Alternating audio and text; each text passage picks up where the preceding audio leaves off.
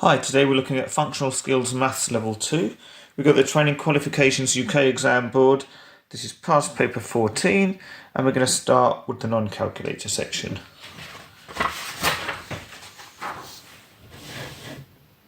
Question 1. Right, 2/3 as a decimal. Okay, so you might know this off the top of your head. If you don't, you can do it using the bus-stop method. So we'd put 3 on the outside, 2 on the inside. It might look a bit strange at first because 3 isn't going to go into 2. So instead what we put is a point, and we maybe put 3 zeros in for now. We'll see how many we need. So 3 goes into 2 0 times. So put a 0 on the decimal point, and so we're going to have to carry that 2 over. So now we say how many times does 3 go into 20? So we've got 3, 6, 9, 12, 15, 18, 21 would be too many, so 20, so that's 6 times. And then 19, 20, that's remainder 2. So then we say how many times does 3 go into 20? Well, it's going to be the same as before. So we're going to have 6 again, remainder 2. And this pattern is going to continue forever and ever. So we can just write it as 0.66, or if we put a little dot on top of the second 6, or you could just have 1 6, but this is to say it's recurring, so basically these 6s are going to continue forever. Do not put 0.6, that would be wrong on its own. 0.6 with a dot on the top would be fine to show it's recurring, or 0.666 is likely to be okay, but the best way to do it is to put the recurring dot on so you know that that 6 continues forever.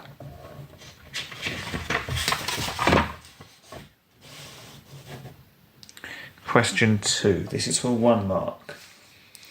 Use the conversion graph to convert 160 centimetres into feet. Okay, so here's our conversion graph. Let's move it up so we can see the units both ways. So we want 160 centimetres. Well, our centimetres are over this side. We go up to 160 here, and I'm going to draw a straight line across 160 centimetres until it meets this line here. And then we're going to draw a vertical line straight down where it meets that, which is here. So that is exactly halfway between 5 and 5.5. So if we want to find what's halfway, well then we add them together. So we want 5 plus 5.5 and then divide them by 2. Well, let's try. If we add them together, we can do 5.5 plus 5. We can make it 5.0, so we've got something to add that to. So 5 plus 0 is 5, decimal point. 5 plus 5 is 10. So we've got 10.5. We need to divide that by 2. So how many times does 2 go into 10? 2, 4, 6, 8, 10. That's 5 times. Decimal point. How many times does 2 go into 5? 2, 4, so twice, and 1 left over. So we put a 0, so we've got somewhere to carry the 1 to. And 2 into 10, 2, 4, 6, 8, 10. That's 5 times. So we get an answer of 5.25. If you don't need to do the workings out, great. At level 2, you shouldn't really need to. But if you do, that's fine. Just have a nice, efficient way of working it out.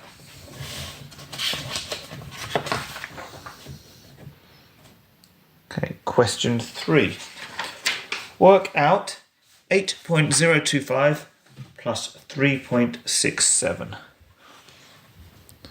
So we're going to write these out, line up our units, our tenths, our hundredths. We can put a 0 here just as a placeholder. So 5 plus 0 is 5, 2 plus 7 is 9, 0 plus 6 is 6, decimal point, and 8 plus 3 is 11. So we get 11.695. Question 4. work out 5 times 7.213. So it's going to be similar. 7.213. I like to put the smaller number below. Because we're multiplying, it doesn't have to be lined up so much, but it's good practice to line it up. So we're going to say 5 times 3, 5, 10, 15. Carry the 1. 5 times 1, well 1 times 5 is 5. So plus the 1 makes it 6. And then 2 times 5, 5, 10. 0, carry the 1. Now I'm going to put the decimal point in, but what I'd usually do with these is ignore the decimal point completely and put it back in at the end. So now we've got 5 times 7, or it might be easy to think of it as 7 times 5. So 5, 10, 15, 20, 25, 30, 35, plus the 1 makes it 36. So we get 36.065. As I say, normally I'd ignore the decimal point, get my answer without a decimal point in there, and then say, well, I had 3 decimal places, so I'd go 1, 2, 3 decimal places to put it in there. Question 5. Work out 24 divided by 5 minus 3 squared. So we need to remember our order of operations, what we've got to do first. And we always need to do our brackets first. So the thing in the brackets is this 5 minus 3. Well, 5 minus 3 is 2. Okay, so now we can write this as 24 divided by, we've done the bit in the brackets, so instead of 5 minus 3 we can now put 2. We've still got the squared. Okay, so that's equal to that. Okay, now the next thing we need to do is the power, or the indices, this 2 squared. Well, 2 squared means 2 times itself. So 2 times 2 is 4. So we can now replace the 2 squared with a 4. So we've still got the 24 first, that still comes first. It's just that we're calculating this bit out before it. So now we've got 24 divided by 4. We can use a 4 times table. 4, 8, 12, 16, 20, 24. So that's going to give us 6.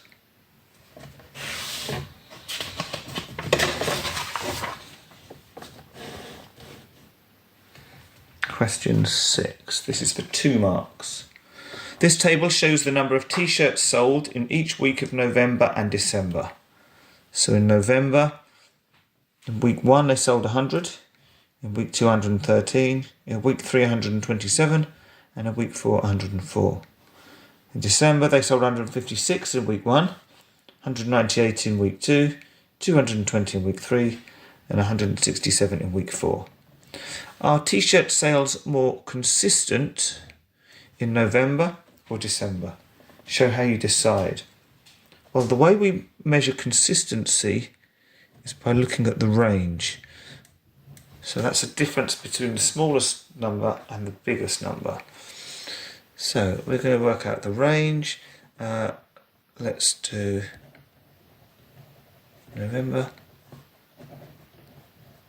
and December. So say it's the difference between the biggest and the smallest number. So if we look at November first, what's the biggest number? Well, it's 127. And the smallest number is 100. So we want 127. Apologies for that. 127 minus 100. When we want the difference between 2 numbers, we take the smaller one away from the bigger one. 7 minus 0 is 7. 2 minus 0 is 2. 1 minus 1 is 0. So we've got a range of 27. For December, what's the biggest number we've got? 220. And the smallest number, again, it's going to be in week 1. It's going to be 156. So we want 220 minus 156. So let's work that out down here. So 0 minus 6, we can't take 6 away from 0. So take 1 from the 2, reduce that by 1, and pass that over to make it 10 minus 6, which is 4. 1 minus 5 we can't do, so again we'll take 1 from here, pass 1 over. Now that makes it 11 minus 5, which is 6, and 1 minus 1 is 0. So the range in December is 64. So we want to know which is more consistent. It's going to be the smaller number. Well, 27 is less than 64, so it's going to be more consistent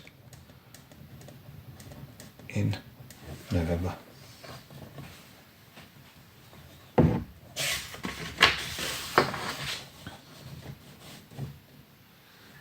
Question 7. This is another 2-mark question. Work out the area of this triangle. Well, the way we work out the area of a triangle is half times the base times the height. So in this one here, that's going to be a half, or we could write it as 0.5 if that helps, however you want to write it. The base is going to be 7, and the height is going to be 9. Now, we're going to get a decimal in here, so rather than working out half of 7 and then multiplying it by 9, I'm going to do this bit first, because they're all multiplying, so it doesn't matter which order. But I'm going to do my whole numbers first, because a half, that's just going to be dividing by 2. So 7 nines, 9, 18, 27, 36, 45, 54, 63. So we've got 0.5 times 63, which is the same as 63 divided by 2. So 2 goes into 6, 2, 4, 6, 3 times. 2 goes into 3 once, remainder 1. So again, we put 0.0, carry our 1 over. Need our decimal point here. 2 goes into 10, 2, 4, 6, 8, 10. That's 5 times. So our answer is going to be 31.5, and they've already put the units in for us, centimetres squared.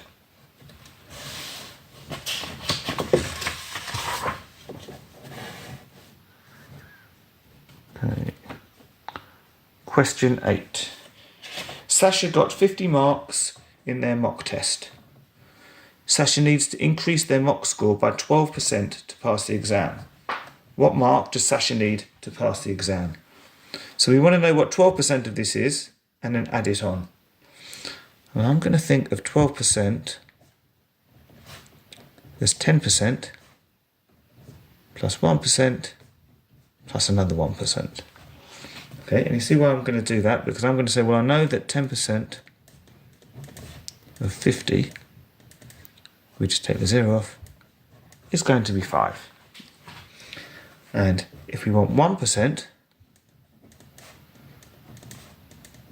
well, we're going to move that decimal place once, so it's going to be 0.5. So if we want 12%, it's going to be 5 plus 0.5, and then plus another 0.5. So this is our 10%, that's 1%, and that's 1%. So we saw that all totals 12%, so we just need to add these all up. And I can make that 0.0, so I've got something to line up with these. So 5 plus 5 is 10. 5 plus nothing, and 1 is 6. So we've got a total of 6 there. We need to add it on to the original score. So we want 50 plus 6, which is just going to be 56. And finally, for the non-calculator section, a farmer needs to fence off the area shown below. We've got the lengths written down here. The farmer has 18 metres of fencing. Does the farmer have enough fencing? Show how you decide. So we want the perimeter. So we want to add up all of these lengths. And again, so we've got the same number of decimal places. We can just put some zeros in here. Makes it easier to read. So adding from the right, we've got 5. 1 plus 0 is 1. 3 plus 6 plus 9 is 18. 4 plus 5 is 9. Plus 7 is 16. Plus 1 is 17. So we've got 17.815. The farmer has 18 metres. Well, 17.815 is less than 18. So does the farmer have enough fencing? Yes, they have. That's the end of the non-calculator section. And now for the calculator section. Question 1. Write 12 billion in numbers. Okay, so we're going to have 12. 3 zeros would be thousands. Another 3 would be millions. And another 3 would be billions.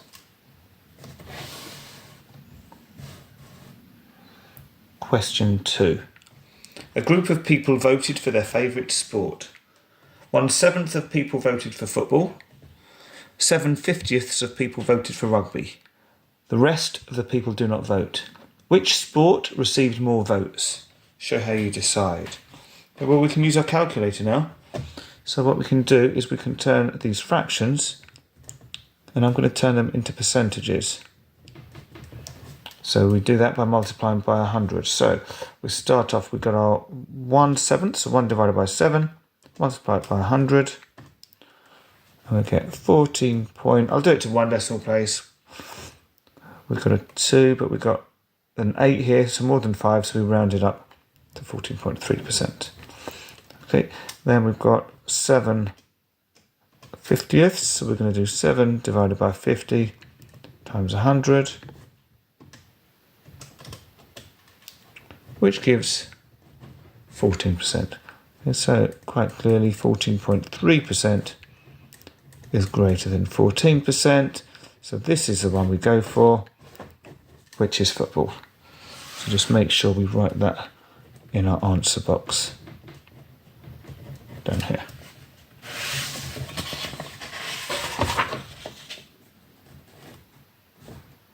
Question 3. 48 children attend a nursery. The nursery must have a ratio of 16:3 between children and staff. How many staff members should the nursery have? Okay, so let's draw a ratio table. So I'm going to get my ruler here. Whenever it's a ratio question, first thing I do is draw a ratio table. So we're going to have children, staff. It's always good to have a total column.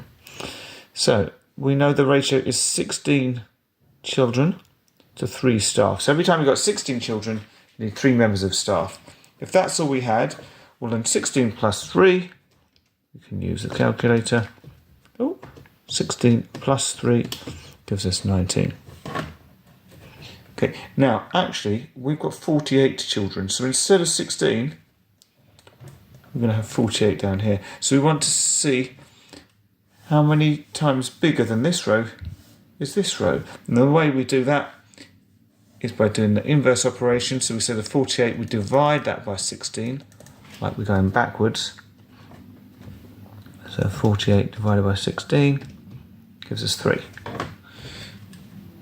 So this is 3 times bigger, this row. So if it's 3 times bigger for children, well, it's going to be 3 times bigger for staff, and it means the total will be 3 times bigger as well. So 3 times 3, we can do that without a calculator, is 9, and 3 times 19, well, let's use our calculator for this one, which gives us 57. They just wanted to know how many staff members, so we didn't need to do this bit here, but it's quite good to do that, because then we can do a check that 48 plus 9 gives us the 57. But they just wanted to know the number of staff members, which is this one here. So we can write it in our answer box.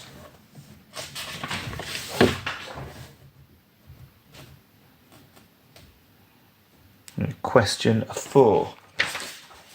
2 fair spinners are spun, and the total of the 2 outcomes are added together. The table shows the possible results. Okay, so in other words, on this spinner you can get a 1, a 2 or a 3. On this spinner you can get a 1, a 2 and a 3. So by looking at this table here, we can see you can get a 1 on the first spinner and a 1 on the second spinner. And the total would be 2, 1 plus 1. Or you could get 1 on the first spinner, 2 on the second spinner. So the total would be 1 plus 2, which is 3. These are all the different combinations you can get. Okay, so we've got 9 different combinations. And it says, Steve thinks the probability of scoring a 3 is more than 20%. Is Stevie correct? Okay, so we can get a 3 with either that combination or that combination. So that is 2 of them out of 1, 2, 3, 4, 5, 6, 7, 8, 9 possible options or combinations. Let's turn that into a percentage because they're talking percentages. So then we'll be able to compare it. So we want 2 divided by 9 times 100 gives us 22.2%. Well, 22.2% is clearly greater than 20%. So is Stevie correct? Yes, they are. And we then put that down in our answer box here as well.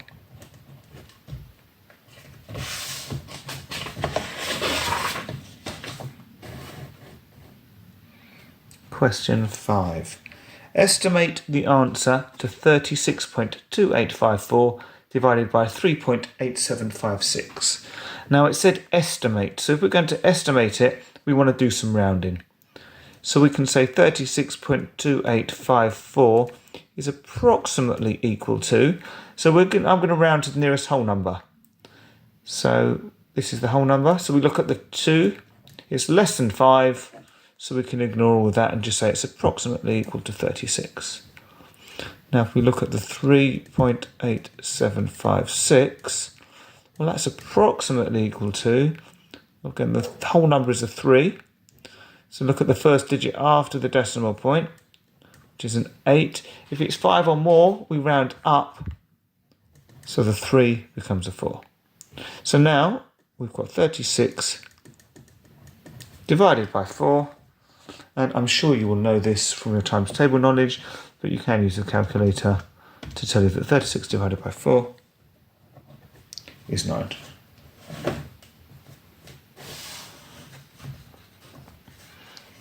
Question 6. A house has increased in value by 10%. It is now worth £671,000. Was the original value of the house less than £600,000? Show how you decide. Okay, so the house has increased in value by 110%. So that means 671,000 represents, or not equals, I'll do it as, or represents 110%. So it's the original 100% plus this extra 10%. We want to go back to the original value. So we're going to have to do 671,000. We're going to divide it by 110%. That will tell us what 1% is worth. And then we'll multiply that by 100 to get us back to the starting point. So 671,000 divided by 110. So you might just want to do that as a starting point. So let's do that actually. So £6,100, that represents 1%. But we want to get back to the original, so that's why we're multiplying it by 100, which shows that the original price was £610,000. Well, that is more than £600,000. Was the original value of the house less than 600,000? No, we've just shown it was more. So we can put no in there.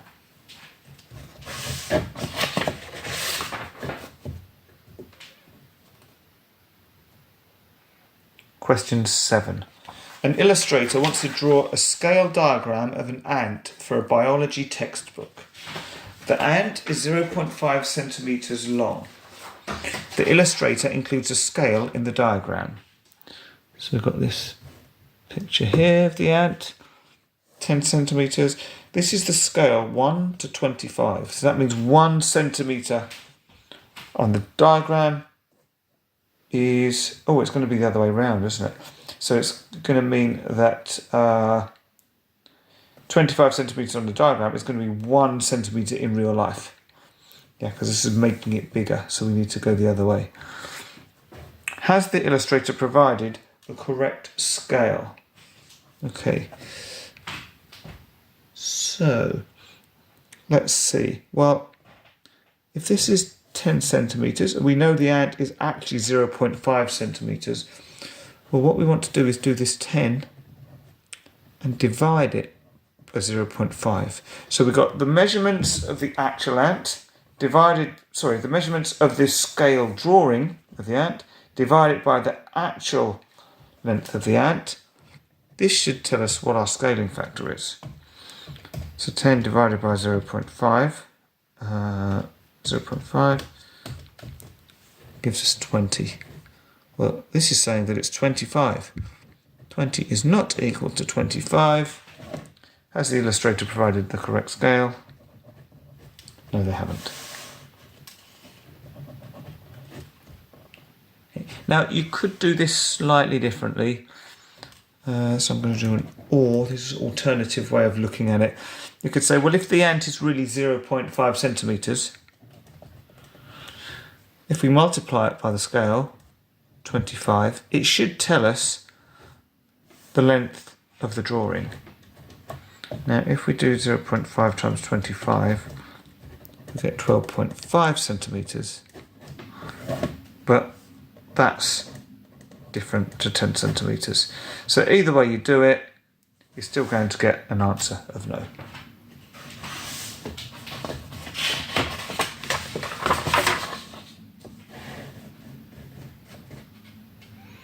Question 8. This is for 3 marks. 2 friends are comparing their pay. Mira is paid £23,706 each year. Jay earns £1,898.98 per month. Mira claims to earn more than £1,000 a year more than Jay. Is Mira correct? Okay, well, we've got 1 giving us a value per year, 1 per month. So let's get them both on the same sort of format, so both in years. So if we multiply the monthly amount by 12, so we'll have £1,898.98 times 12. This will give the annual amount. So that's £22,787.76. Let's say Mira claims to earn more than £1,000 a year more than Jay. So let's work out what the difference is. So 2,706, that's what Mira earns. Let's subtract what Jay earns, which is the £22,787.76. This will tell us how much more she gets. So 23,706 minus 22,787.76. We get £918.24. Well, £918.24 is not equal to 1,000. So is Mira correct? No. And again, we want to make sure we put that in the answer box as well.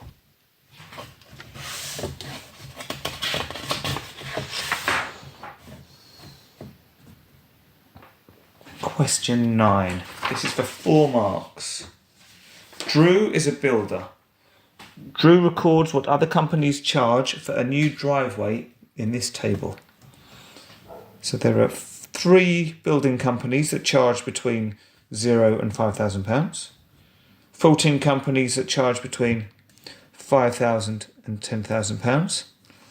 25 companies that charge between £10,000 and £15,000.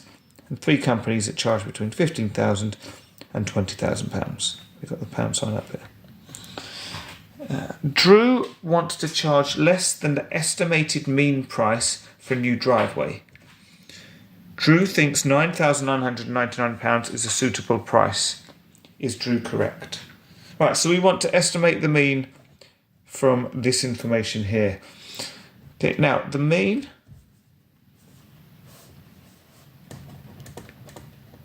is calculated by finding the total amount and dividing it by the frequency. Now the total amount means the total price charged by all of these companies. Now to start off, we don't actually know how much any of them charged because we've got all of these ranges. So what we're going to have to do is work out our midpoints. So what that means is, for example, this range here, some of them might have done it for free, might be nothing. Some of them might have charged £5,000, some might have charged £2,000, or anywhere in between. So we're going to assume that everyone charged right in the middle of this range. So the way we find that midpoint is we add the bottom, or the lower end of the range, so the 0, add on the top range, the 5,000, and divide it by 2, so we find the middle. So that's 2,500. So if we do that with this one here, we would add the 5,000 to the 10,000 equals, and then divide it by 2. So halfway, or the midpoint, is 7,500. And we'll do the same on this one. 10,000 plus 15,000 divided by 2, we get 12,500. And same for the last one, 15,000 plus 20,000 divided by 2, and we get 17,500. So we don't need these anymore because we're going to use our midpoints now. So we're still trying to find the total value. Now we can't add these up because there was a different number of companies that charged each amount. So what we need to do is multiply these together. Because what we're saying, if there were 3 companies that each charged £2,500, well, that means in total, for that range, there were those 3 companies charged £7,500 in total. For these companies, we're going to do 14 times 7,500, which gives us 105,000. 25 companies charged 12,500. Oh, 12,500. So that's 312,500. And then finally, 3 times 17,500 gives us 52,500. Now, if we add all of these together, that will give us the total amount charged by all those companies. So I'm adding upwards 105,000 and 7,500. Okay, so we get a total there of 4,000. Sorry if it's chopping a little bit off. 4,770,500. So we're going to need to divide that by the total number of companies, which they've already told us is 45. And that's going to give us our mean, which is 10,611. And because it's money, we just want 2 decimal places, 0.11. This is less than 5, so we can just get rid of it. £10,611 and 11 pence. Now, Drew thinks 9,999 is suitable. He wants to charge less than the estimated price. Well, 9,999 is less than, sorry, not the estimated price, is less than the estimated mean. And it is. So is Drew correct? Yes. I'm going to put that in our answer box as well.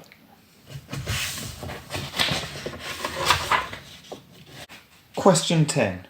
Harper is a swimming instructor and wants to order new equipment to use during lessons. An object can float on water if it has a density less than water. The density of water is 1,000 kilograms per meter cubed. Harper buys this object. I've got the object here. we've got the weight, we've got the height, we've got the diameter. Will this object float or sink? Show how you decide. Okay, so we know that we've got to find out the density of this so we can compare it to the density of water. Now, if you can't remember how to work out density, don't worry, because they've given us a big clue here, and that's it in the units. They're saying the density of water is kilograms over meters cubed. Well, kilograms is the mass, and meters cubed is the volume. And this, think of it as divides. So we've got the density equals the mass divided by the volume. So I haven't had to remember any formulas or triangles or anything like that. They've given it to me. Okay, so the mass, we already know what the mass is. The volume, well, that's going to be the trickier bit. And what we've got here, this shape is actually a cylinder, circle going down. It might help to picture it if we show that sort of like the base of the cylinder. And the way we work out the volume is by working out the area of the circle and then multiplying it by the height. Okay. Now, for the area of the circle,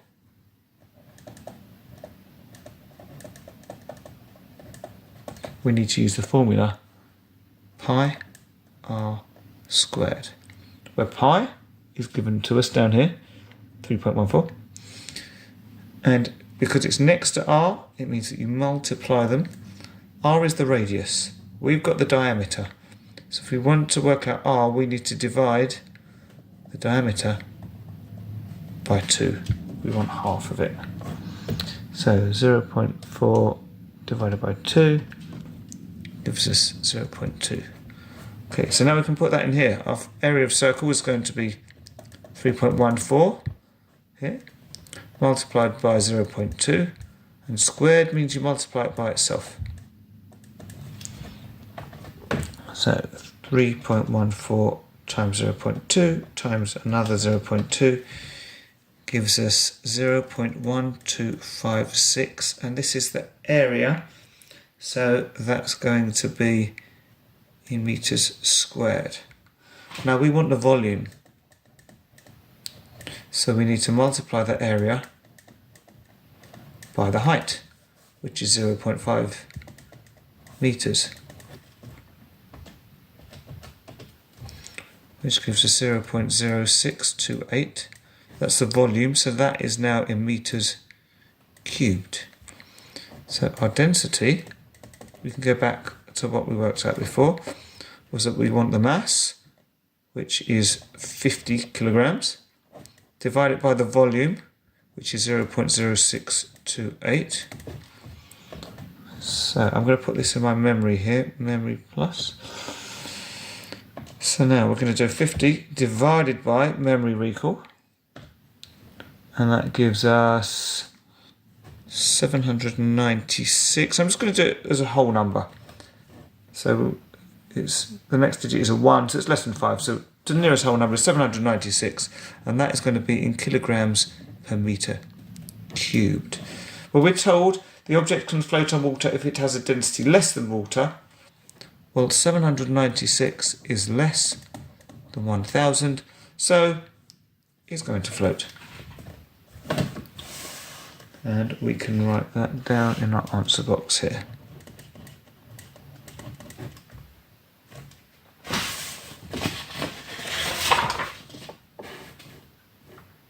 Okay, question 11. Lee wants to stock up on fuel for the winter. Lee finds two suppliers, or two different suppliers. Supplier A charges £6.11p per 5 litre bottle. Supplier B charges £5.76 per gallon. Which supplier offers better value for money? Show how you decide. We're told that 1 litre equals 0.22 of a gallon.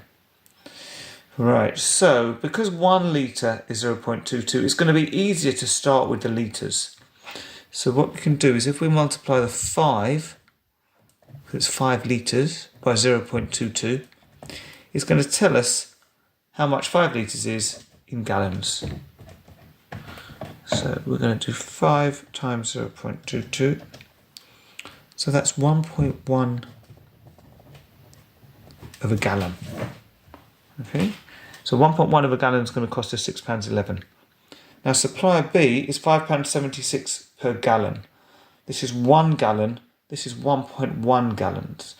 So what we want to do is we want to change the price. Now, you can do it either way. I think it's going to be easier to say, well, if this is 1.1 gallons, we want just 1 gallon on its own, not 0.1. So we're going to do the £6.11 and divide it by 1.1 gallons. That's going to give us the price for just 1 gallon. Okay, so £6.11 divided by 1.1 gives us £5.55. That's less than 5, so we can just keep it as £5.55. Okay. That is now the price for 1 gallon. And £5.76 is also the price for 1 gallon. It's just this is supplier A, this is supplier B. This one is less than this one, so we're going to go with supplier A.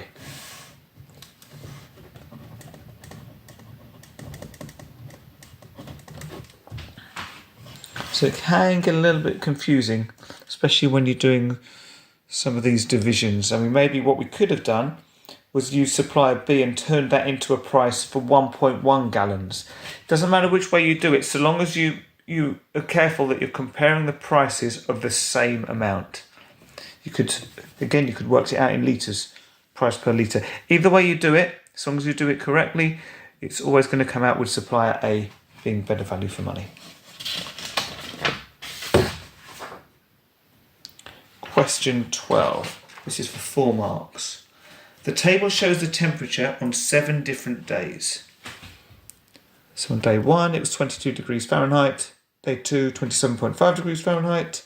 Day 3, 26 degrees Fahrenheit. Day 4, 25 degrees Fahrenheit. Day 5, it was 23.5 degrees Fahrenheit. Day 6, it was 28 degrees Fahrenheit. And on day 7, it was 25.5 degrees Fahrenheit. Joe uses this formula to convert the median temperature from degrees Fahrenheit to degrees Celsius. C equals 5, F minus 32, all divided by 9. Where C is the temperature in Celsius, F is the temperature in Fahrenheit. Joe thinks the median temperature is colder than minus 5 degrees. Is Joe correct? Okay, so we're talking about the median. So we need to use this formula, but we want to use the median value. So what we're going to have to do is remind ourselves what the median means.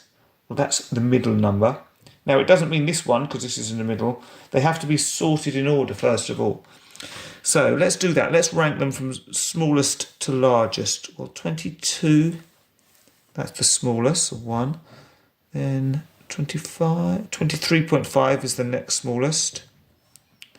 Then 25, then 25.5, then 26, then 27.5, and then 28. So if we write them out in order now, so we have 22, 23.5, 25, 25.5, 26, 27.5, and finally 28. So the median one, now we can go for the middle number. So cross off the smallest and largest. Same again. Keep going. Because we had an odd number of values, we end up with just one number in the middle, which is great. That's our median. So now we can insert that in here. So it's going to be 5, and because it's next to the bracket, it means multiply. But for now, I'm just substituting the values in. So it's going to be 25.5 minus 32, and then that's all divided by 9. Okay, now, we've got to think of our order of operations. We're going to do what's in the brackets first. Now, this is going to look a bit odd because 25.5 is smaller than 32. But all that means is we end up with a negative value. So we've got 5 times minus 6.5. Sometimes we keep the brackets just to show that it's a negative number there. and then we're going to divide it by 9. Now, we know that we're going to be comparing it with -5, so it shouldn't be too unusual that we've got a negative number in it. So now we do the next part, on top of the brackets. You might be thinking division comes before times, but because this is all above the line, it's as if we've got an invisible set of brackets around there.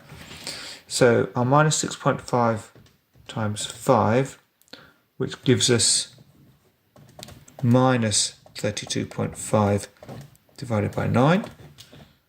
We now divide that by 9. We get -3.6. I'm just going to do that to one decimal place because we're comparing it to -5. Well, -5 is less or is colder than -3.6. Joe thinks the medium temperature is colder than -5. Is Joe correct? No, because -3.6 is warmer than -5. No.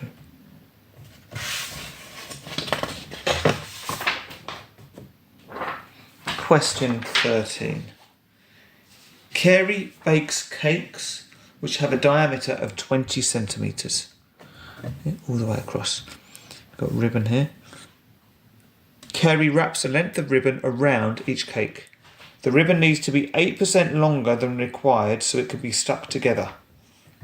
Carey has 500 centimetres of ribbon. How many cakes can Carey decorate? Right, so we want to know about going around the outside of this circle, so we're interested in the circumference.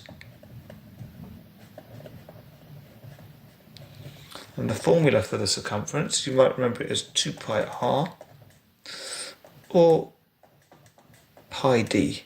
And it depends on whether you've got the radius or the diameter, which one to use. We've got the diameter, so we're going to use this formula. Okay, so we want pi d. Well, for pi, we can use 3.14, and the diameter is 20.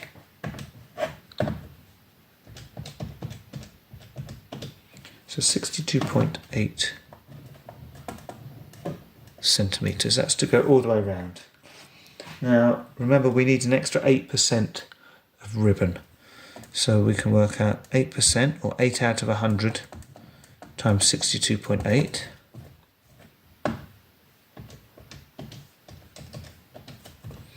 Which gives us 5.024 centimetres. But we need to add these two together. So let's do it down here. So we've got the 62.8 plus the 5.024.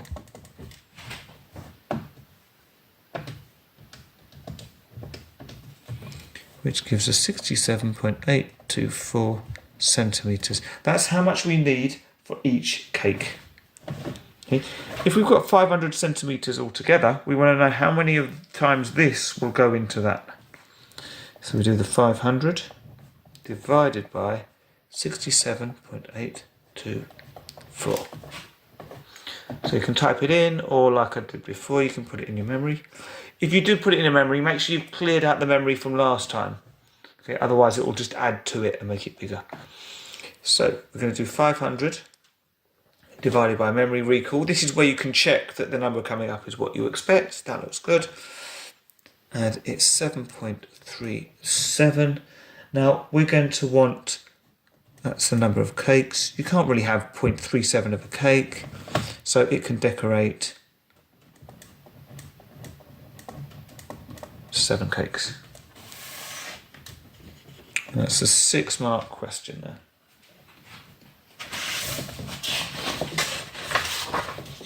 And finally for this paper, we've got question 14. Now this is a big 6-mark question as well. Senna wants to build a fence around this pond. Okay, and we've got the measurements of the sides here, but it does say not drawn to scale. Senna wants to buy 12% more fencing than required to allow for any mistakes. The table shows the costs of 5 different fences. So fence A costs £17.50 per metre. Fence B costs £18.95 per metre. Fence C costs £15.75 per metre. D costs £17.50 per metre. And E costs £22 per metre. Senna uses the modal cost to estimate how much the fencing will cost. How much does Senna estimate the fencing will cost? Okay, the modal, well, that's the one that occurs the most.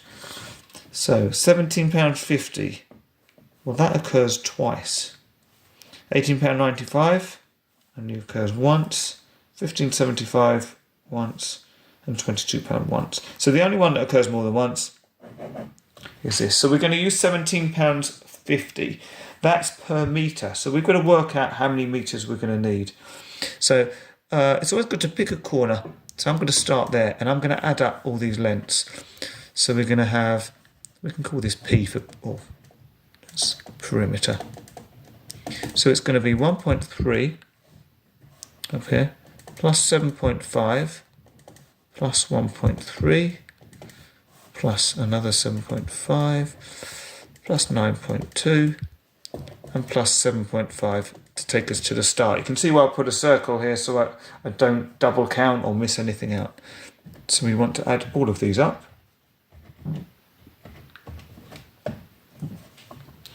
So 1.3 plus 7.5 plus 1.3 plus 7.5 plus 9.2 plus 7.5 gives me a total of 34.3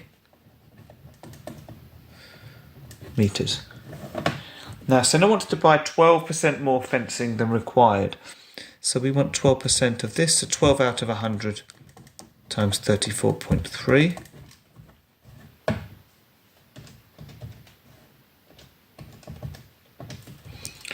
Gives us 4.116. So this is similar to the ribbon question. I know that was a circle, but it was the same sort of thing where we're having to add a bit on. So we've got 34.3 plus the extra 12%, which is 4.116.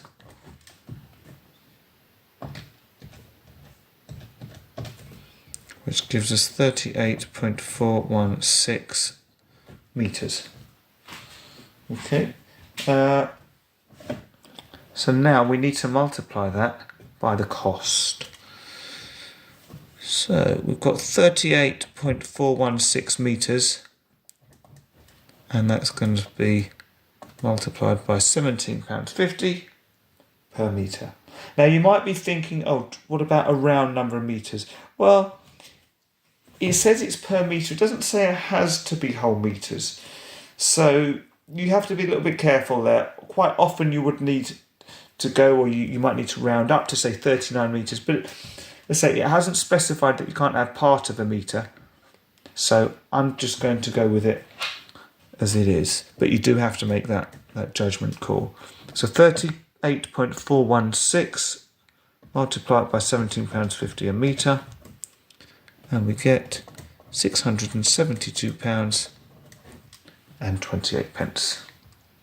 All we need to do is make sure that we find the answer box, which is way over here, because I expect you to do a lot more workings out, but you really don't need to.